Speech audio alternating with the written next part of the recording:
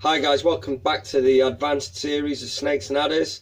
Today's episode we're going to cover Argus monitors, Varanus panoptes and Varanus panoptes hornii, first described by Storr in 1980. The species was previously grouped in with Gould sanguana, Varanus gouldi, which was first described in 1837 by Schlegel. In Harold F. Delisle's book Natural History of Monitor Lizards, they are listed as Varanus gouldi and Varanus gouldi hornii, which is obviously an echo to the modern classification Varanus panoptes hornii. Indeed, the UK's own Daniel Bennett, who is a world-renowned monitor expert, produced a 2003 paper on the Varanus gouldi group or complex, and within that is included panoptes and panoptes hornii. Varanus panoptes describes the Australian or southern region of the species. The Varanus panoptes hornii describes animals from the north of the range, which include New Guinea and Irian Jaya.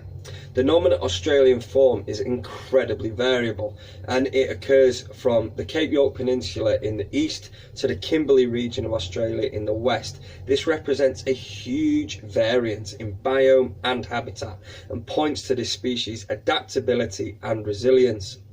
Argus monitors are primarily terrestrial, but again adaptable. They will climb, although they're clumsy buggers when they try, because they are quite robust and big when full grown. So it's not easy to get all that mass up in a tree, but it won't stop them having a go.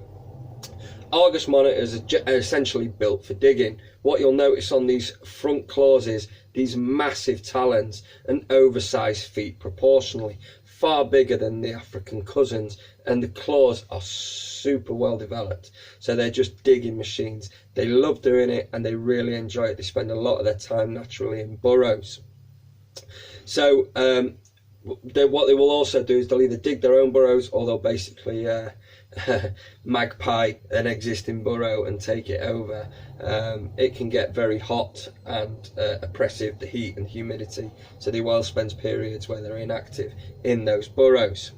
So this is a far more agile species than some of its African cousins. We're looking at you fat bosks and savanna monitors.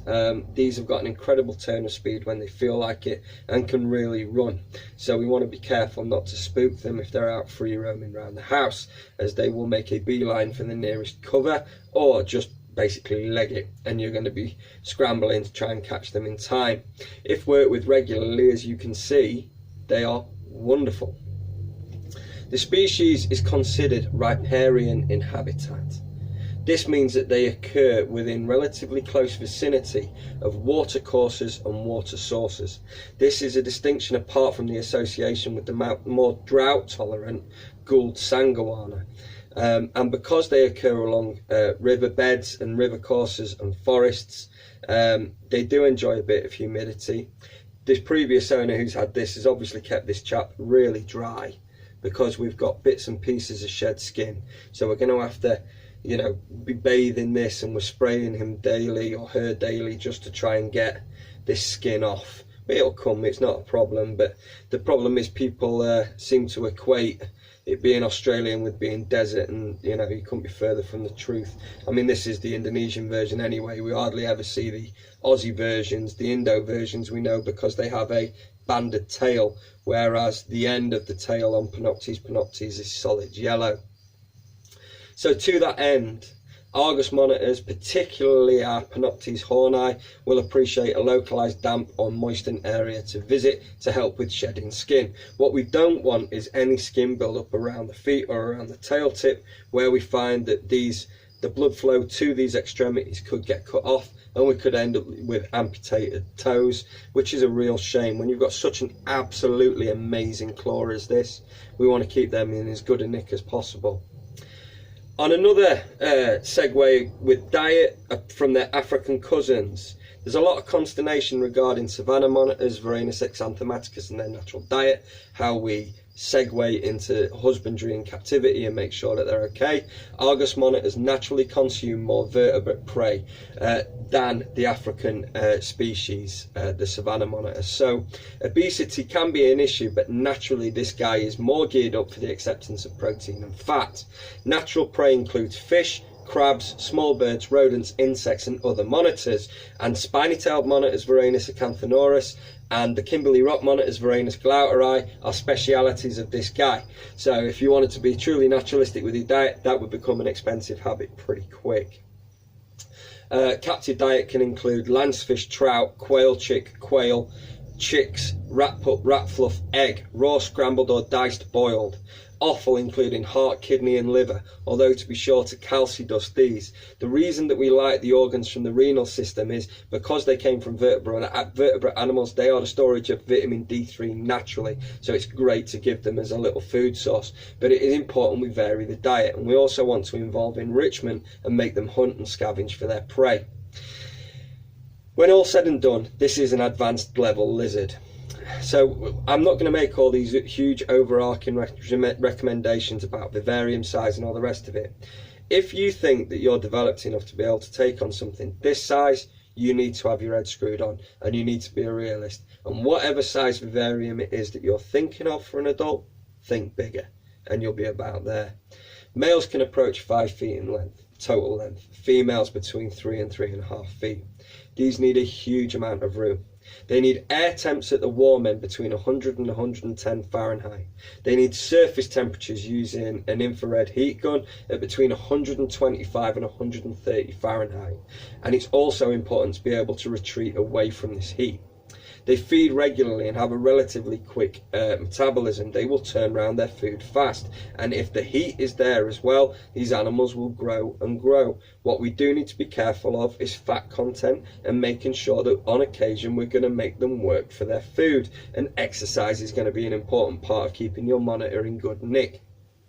UV exposure in 2019, we would be totally remiss to not recommend UV exposure. So for the youngsters that are growing on in their baby viv, which will be probably a 5 or 6 foot viv, we're going to have a T5 or similar high output UV. And realistically for your adult vivarium, we're going to be looking at something more like a mercury vapor flood or a metal halide flood that we would then couple with a heat source, probably a ceramic or maybe even a couple of ceramics along the length of the viv, coupled to a thermostat, which are going to back up the output from the mercury vapor or metal halide to help us achieve some of these really quite high temperatures. The truth be told, a 7-8 minute video on how to keep a giant species is not even going to prepare you slightly. Let's view these videos in the advanced series more as an aspirational tool for people hoping to one day get there. Anybody who's seriously considering an Argus monitor is my peer, not beneath me. So I'm not going to talk down to you. I'm not going to make recommendations that don't ring true or oversimplify what is a complex animal, both in its needs, its diet, potentially in its attitude. You can get grumpy examples. Thankfully this little one has been worked with extensively, so it's lovely and tame, but has definitely been kept too dry. So we're now going to be working to try and get some of this excess skin off to make sure that we don't get any of the issues discussed with toes or tails. You can end up with a fabulous lizard, but you're not always going to end up with a fabulous lizard. And you know, this can be a 50-50 throw of the dice as to what kind of personality you're going to end up with. Buy a young animal preferably, where you can grow with it and work with it and make sure that you've got it as tame as possible. Make sure that your interactions are regular and frequent. These animals will produce a prodigious amount of waste. They're incredibly destructive within their vivarium. This will be a labour of love. It won't necessarily be a hobby. They're going to create you a lot of work. So please bear that in mind. These are not to be underestimated and must be researched fully if we're going to be responsible with their onwards husbandry. The Latin name is Varanus panoptes and Varanus panoptes hornii. More than likely what you will find available is the Irian and Papua New Guinea variant, which is what this is, which is Varanus panoptes hornii. And you're absolutely beautiful, aren't you? A cherub, eh? Look at you, glorious. We'll see you again soon, guys. Thanks for the continued support. All the best from Chaz and Paul at Snakes and Adders. Peace.